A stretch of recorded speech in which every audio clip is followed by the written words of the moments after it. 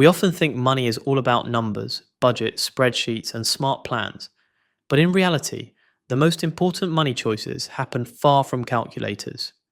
They happen in quiet moments, at the dinner table, in emotional conversations shaped by our memories, fears, hopes, and dreams. Money. Some people have more than enough. Some are just getting by, some seem to understand it deeply. But most of us, we're still figuring it out. Because money isn't just math, it's human. And how we feel about it matters just as much as what we know. The truth is, money is a mix of logic and human nature.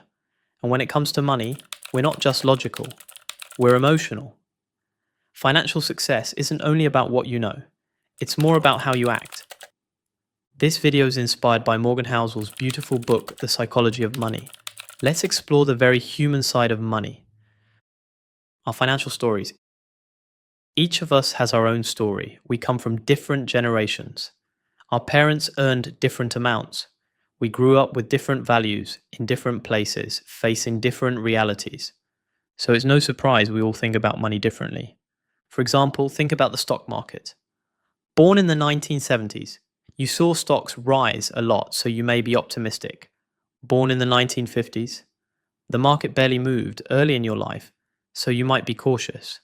Born in the 1960s, you lived through high inflation, so you're more wary of rising prices. Born in the 1990s, you barely saw inflation, so you're less worried about it. Our early experiences shape how we see money, what we believe is safe, smart, or normal, why we do what we do. The choices we make with money aren't always right or wrong. They make sense to us based on what we've lived through. Sometimes people make decisions that seem irrational, but behind every choice is a story. As Morgan Housel puts it, people do crazy things with money, but no one is crazy. We're all just doing our best with the information we have and the experiences that shaped us. The bottom line.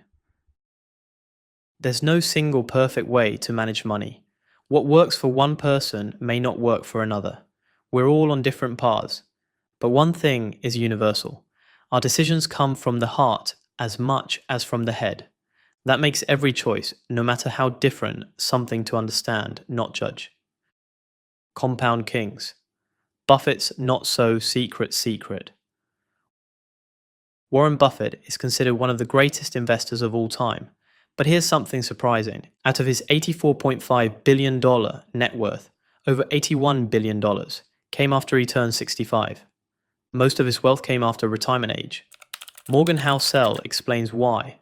Buffett didn't just invest well, he invested early. He started at age 10. That gave him something most people never get: time. Let's break it down. If you invest $1,000 at 8% interest, you earn $80 in year one. Reinvest it, and next year you earn $86.40. Not just on your original money, but also on your earnings. That's compounding. It grows slowly at first, but eventually it snowballs. Buffett got his snowball rolling early.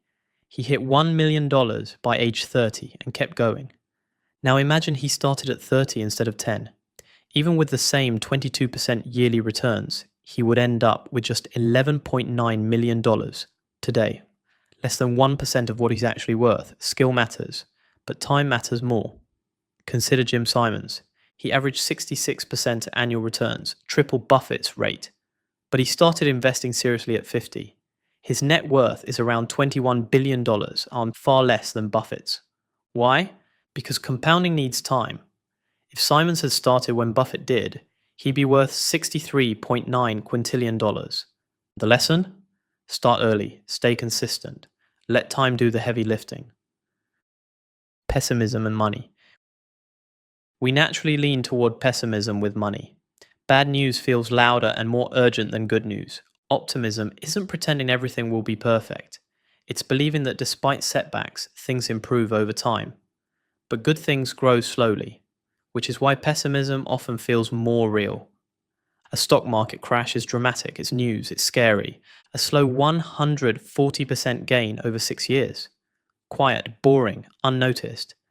There are many overnight tragedies, almost no overnight miracles. Being realistic doesn't mean being pessimistic. Even in uncertain times, progress continues over the long run. So when headlines scream fear, Pause.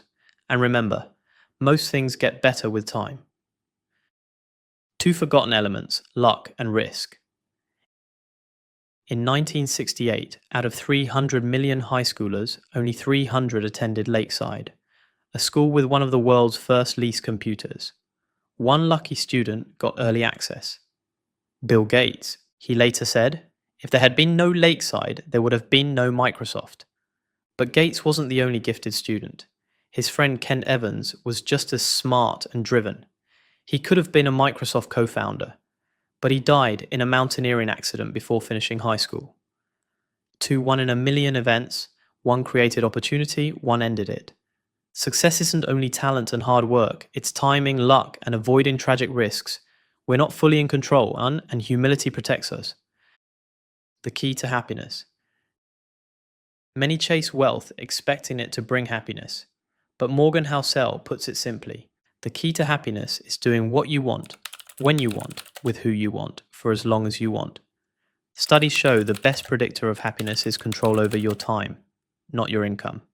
Money can buy freedom, but only if you value time more than status. Otherwise, it's like filling a bucket with a hole. It never fills. True wealth is measured in how much of your day belongs to you. Tail events. Heinz Berggruen, a Holocaust survivor, became one of the world's top art collectors. He bought thousands of artworks, but only a few became million-dollar masterpieces. That's the power of tail events. A small number of outcomes drive most results. Amazon is another example. Prime and AWS created enough value to make up for hundreds of failed experiments, including the Fire Phone. Jeff Bezos once said, "If you think the Fire Phone was a big failure, we're working on much bigger ones." Success is built on many small failures and a few massive wins. Warren Buffett invested in nearly 500 stocks. Only 10 made the majority of his wealth. Don't fear being wrong often. You only need to be right big a few times.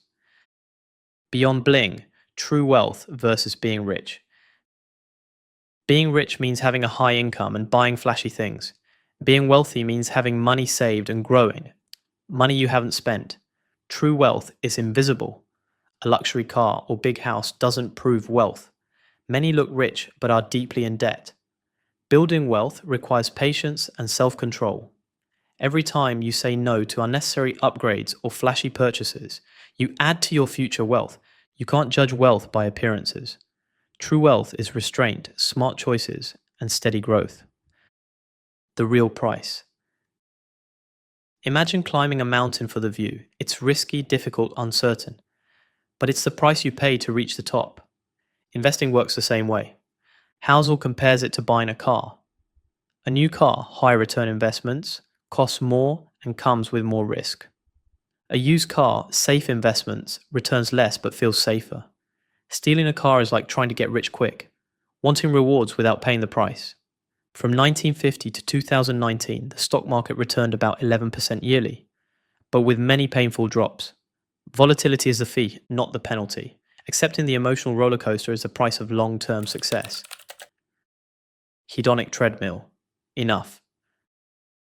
Know when enough is enough. The hedonic treadmill means the more you get, the more you want. The goalpost keeps moving. Look at Bernie Madoff or Rajat Gupta, already wealthy but still wanting more. Their lack of enough led to destruction. Chasing endless wealth is like climbing a ladder with no top. You keep going, never satisfied. Money and success come with a price, sometimes visible, often hidden. The real challenge isn't earning more, but understanding the costs, controlling your desires, recognizing when you have enough.